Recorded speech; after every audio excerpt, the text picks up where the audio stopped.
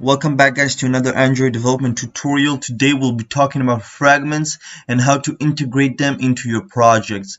Now, I see a lot of developers that create Android projects. They mainly use activities. Now, there's nothing wrong about using activities, but it's a less advanced and less compatible approach.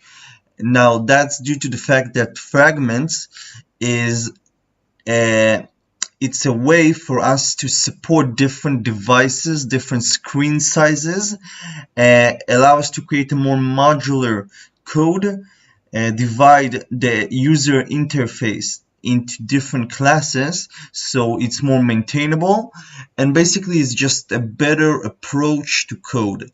Now, for this example, we'll be creating a simple Fragment UI, which will have two edit text and a button where the user can enter a username and password, and it will be displayed in another fragment, meaning that we're gonna have two fragments displayed in one activity.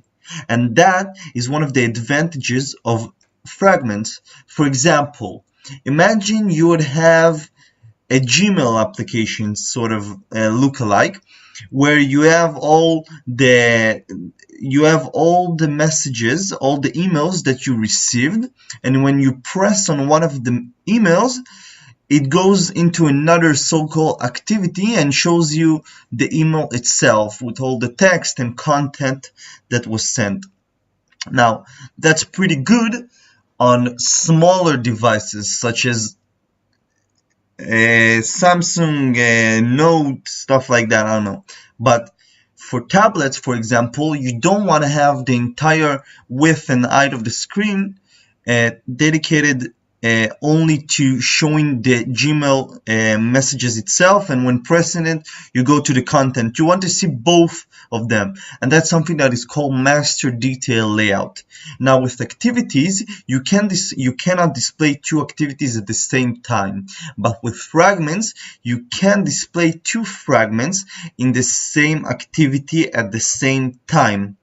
Right? So this is really amazing thing that Android did, and it's a more advanced approach, and that's personally how I like to create my project.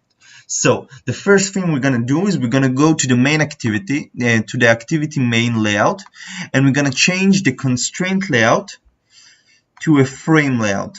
Right? And I'll explain why. The frame layout will give it an idea of fragment container, and it's going to basically contain the fragment, right?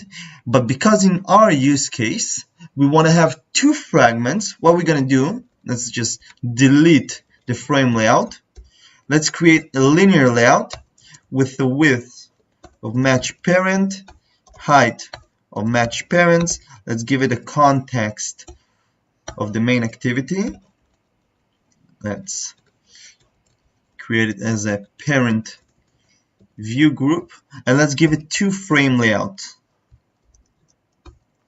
Match parent, it's always bugging me, this thing, and let's give it a height of 0 sp and a weight of 1. The orientation needs to be vertical.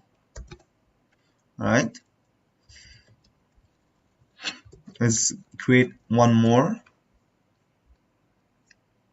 I don't know actually if we need that. Maybe we can. No, I think we do. So, as I said earlier, frame layout is what allows us to display a fragment. It's gonna contain the fragment that we want to display. So let's give each of the fragment an ID. Let's call it section A, an ID of section B. Obviously, in a real project, you want to give it a more explicit name. Section B. When I create code, I like to keep it really nice documented, because as a developer, hopefully if you're watching this, you are a developer already working in a company, or this is one of your aspiration, or just in a hobby, but still you need to know how to create a really documented code and really knows all the best practices about working as a team, because if you someday want to create a really big project, a real fully functional app, you may be working with other people, so keeping a really document code is really important. Alright, so now back to the main activity. Let's create a method, alright, private void, and let's call it launch fragment, which will take a fragment. And all it's gonna do is basically fragment manager, begin transaction,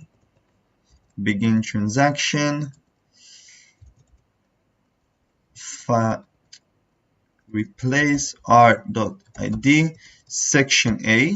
Actually, because we want to use it, because we have two different frame layout, we'll give it a fragment container, and we'll pass it as a parameter, and the fragment, and last but not least, committed. Basically what it's going to do, this method is going to display a fragment. So again, let's have a document code. This method is called for launching a fragment.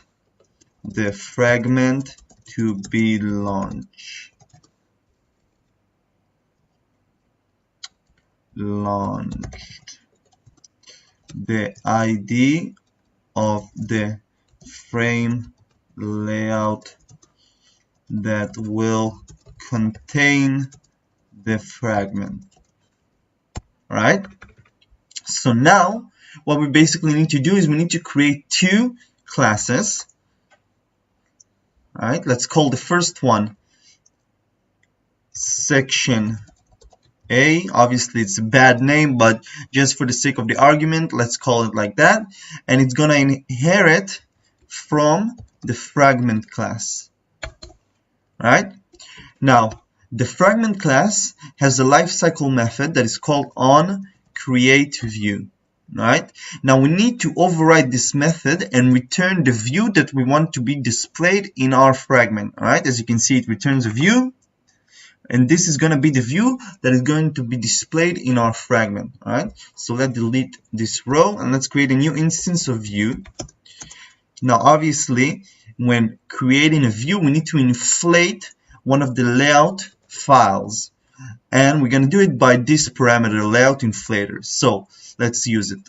Inflator.inflate, and let's pass the layout of our fragment, which we haven't created yet. So let's call it, for example, r.layout fragment section A. Right?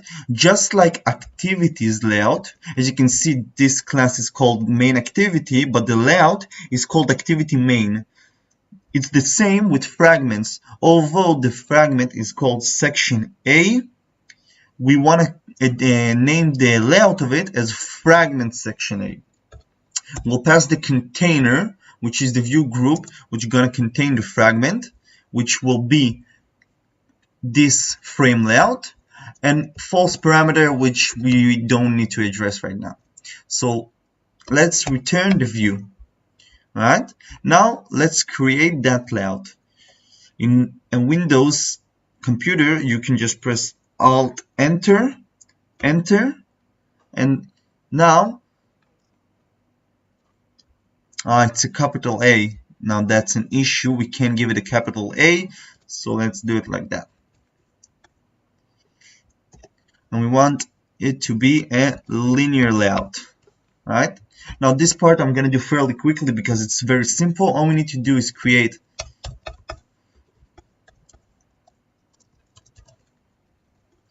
input type txt person name, options, next, and content description, username,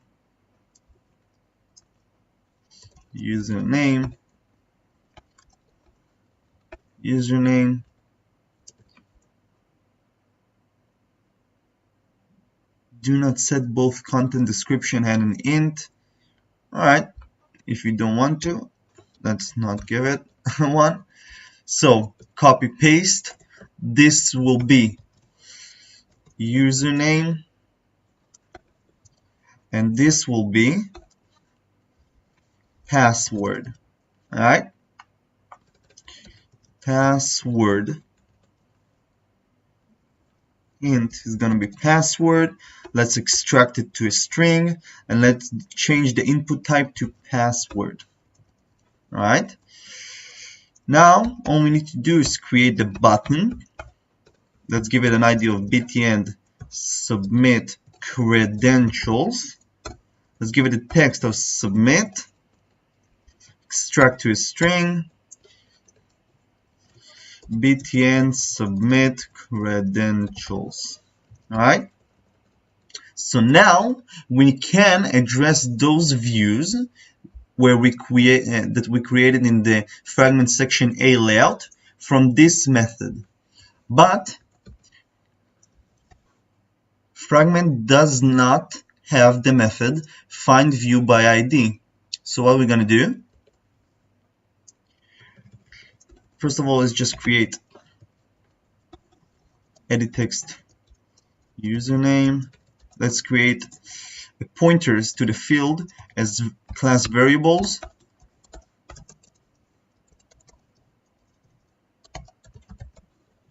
And let's initialize it here. As I said, we don't have the method find view by ID. So what we're going to do is we're going to get this method from the view object that we created. As you can see, find view by ID. Let's pass the ID, txt username, copy paste. So txt password, btn submit credentials, btn submit credentials. Now in the onResume method, let's give it an onClick listener. Alright, in which we're gonna first take the username, txt username, get text to string, and let's trim it. The same for the password, txt password. As you can see, I'm going pretty quickly because you can fast forward the video, you can pause, you can go back. I see a lot of YouTubers when creating development tutorials, not necessarily about Android, but in Java, in JavaScript, in all sorts of language, when we want to, for example, I want to learn how to send an HTTP request or how to do a web transaction. It doesn't matter. When I want to learn something, I can probably find a tutorial about it, but the video is so long where you just fast forward and fast backwards. A video doesn't need to be an hour long, right? You can pass a substantial amount of material in a fairly short amount of time. So I think talking really slowly about what I'm doing here isn't necessary because the tutorial goal is to talk about fragments, right? So for best practices, let's just make sure username isn't empty and the password isn't empty. If not, we need to pass data to section B fragment. Alright, how are we going to do it? First, let's create the class section B. Alright, section B inherit from the fragment class. Again, we have on create view method. Let's create a new instance of view fragment action section B container false, and let's return it. Let's create the layout, which will have only text view, name, and password. Now we can style it, right? For best practices, I'll show you how it's done. Let's go to the values directory, styles, and let's create our style text here. right? Style, let's name it as main text style, and let's give it an item of text alignment center, text size 20 sp, text style bold. What else we have here? Text color Android black, right? And this is the text style. So let's pass it here as main text style and main text style. Let's give them also padding. Just make it look a little bit nicer. Yep, pretty cool, right? So let's just give it an ID of LBL username, ID LBL password,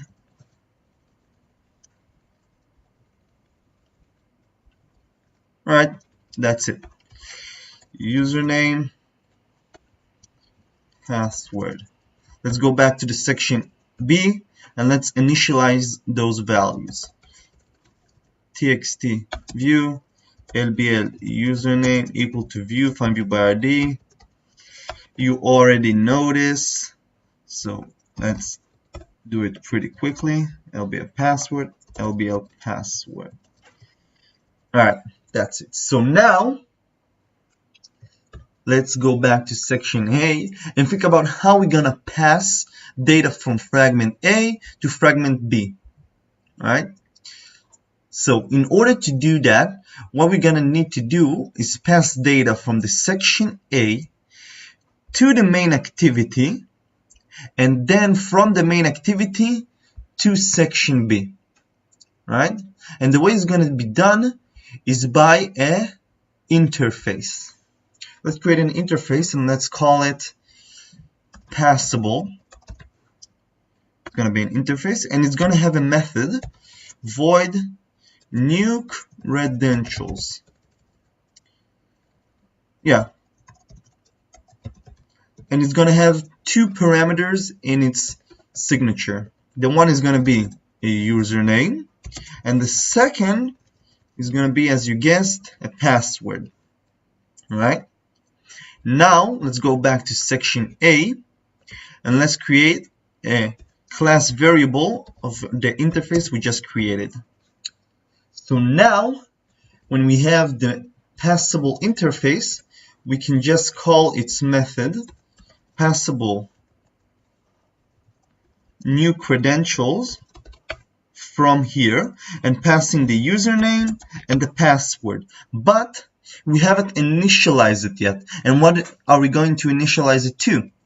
So as I was saying, onCreateView is a lifecycle method of the fragment class, but it has another lifecycle method. It has a bunch of them, but we're going to talk about only onCreateView, and the second is onAttach, obviously onResume, but onAttach. Now onAttach is the method, the first lifecycle method that is being called when you attach a fragment to its host activity, and the context that is being passed is the host activity that is going to launch the fragment. And because we're going to launch the fragment from the main activity, what we're going to do is we're going to implement the passable interface, override its new credentials method, and this method, the new credentials method, is going to be called whenever this method is going to be called, right? And that's because we're going to initialize the passable interface to the context, which is the main activity that implements the passable interface. That's going to allow us to activate this method whenever it's being called from section A. Just for the sake of best practices, let's put it in try and catch to prevent error. The error can be class cast exception, and let's just print the message. Alright? One more thing, if you support lower versions of Android, lower than 23 I think, you want to implement the deprecated unattached method. The difference is this one passes an activity, right? So let's just copy it and paste it here and change this to activity, right? So now if we'll run it, we'll see whenever we submit credentials that this method is going to be activated. So in our onCreate, let's launch a new section A. Section A. That's it.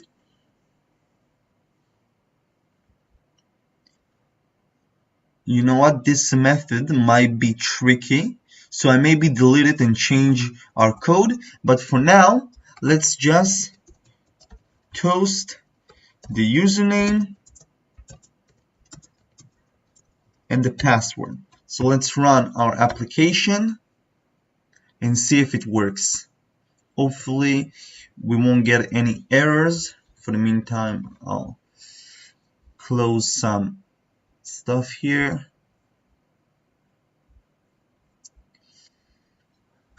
Let's document this as well. Pass data from fragment to activity. The username to pass from section A to section B.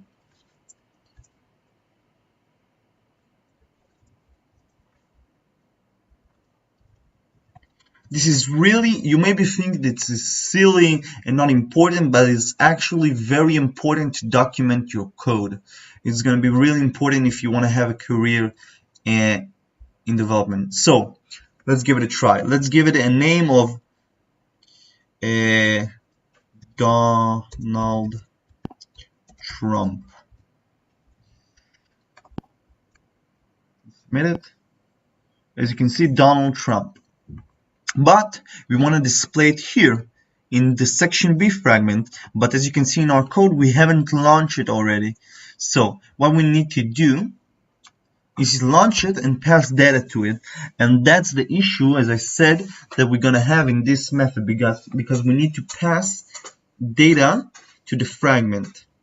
So what we're gonna do is we're gonna do some stuff outside of the method. So let's create a new instance of section B, new section B, and a new instance of bundle, new bundle. Let's just change the name to credentials, and let's give it put string. Let's give it a username, and let's pass in the password as well. Again, best practices is to not use string like that, is to extract it into a constant, right, which is going to be a public static final string, a class variable constant. This way, we're going to be able to address it from different classes. So now let's set the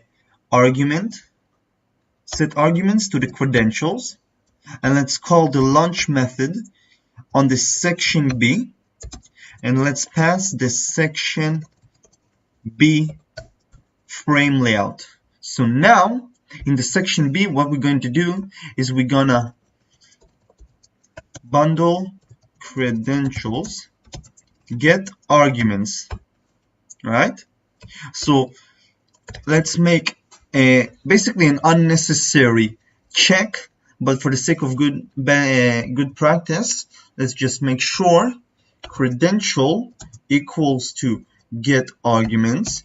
If this isn't null, let's set the text for the username to be credentials get string main activity username, and for this one LBL password. All right, let's run it again and see if it's working. Hopefully it's gonna work fine. So again, Donald 1 2 3 4 5 6 7 8 9 10. Let's submit it. Let's close the keyboard first. As you can see, it's working. Let's delete it and let's call just a random characters. Let's delete it as well. Close keyboard, submit. As you can see, it's displayed here. So we saw a basic use case of two fragments, but we saw their advantages as we created two UI different sections, different classes, which appear at the same time in the same activity. And this is going to be an unbelievable advantage to whoever is going to harness the powers of fragments. We created more modular code in different classes, and we saw how to pass data from fragment to main activity and from main activity to another fragment. We saw that we need to implement the onAttach. We saw a use case of interface. So from this simple example that's demonstrating a lot of simple and broad array of techniques, I think you can create something really impressive. And yeah, hope you guys enjoyed this tutorial. If do, give it a big thumbs up. I'll be posting videos daily, such as this one. I've already created a bunch of videos. It's already ready and posted as private to my YouTube channel, and every day I'm going to release another one. So if there's anything specific that you want to see, any specific subject that may be an interest to you, just state it in the comments below, and I'm going to read every comments that you're going to leave, and I'm going to create those videos immediately the moment I'll see the comments. So thank you guys for watching, and I'll see you tomorrow. Take it easy.